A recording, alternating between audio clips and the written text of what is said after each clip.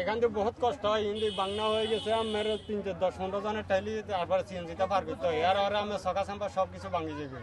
রোডটা বহুত সংস্কার করানোর বহুত দরকার, জরুরি। রাস্তা চলা নিচ্ছে দ্রুতভাবে যেন আমাদের চলাফেরা রাস্তাটা যেন দ্রুতভাবে ঠিক তাড়াতাড়ি যেন ঠিক করে দিই, এই জন্য আমরা আহ্বান করতেছি। আমরা আর যাতায়াত করতে পারছি না, যে হাজার হাজার মানুষ আসা যাওয়া করতেছে।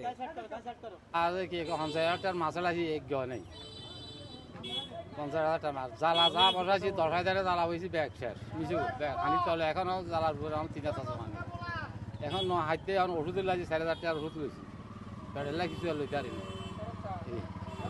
আমাদের বাড়িতে পানি উঠছে, গরু ঘরেও পানি আর থাকার ঘরেও পানি, বাচ্চা কাচ্চা নিয়ে বহুত কষ্ট হইতে আছে।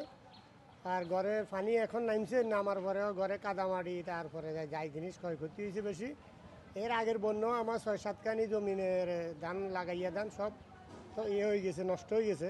কিন্তু সরকার থ্রুতে বা কোনো থ্রুতে আমরা 1 টাকা জিনিসও পাই নাই বা লাগতেছে। কিভাবে যাব তা চিন্তা করতেছি, ছোট বাচ্চা লই পড়ি না মরি, এগুলো তো টেনশনে আছে। তখন কিটা না যাইতে উপায় নাই।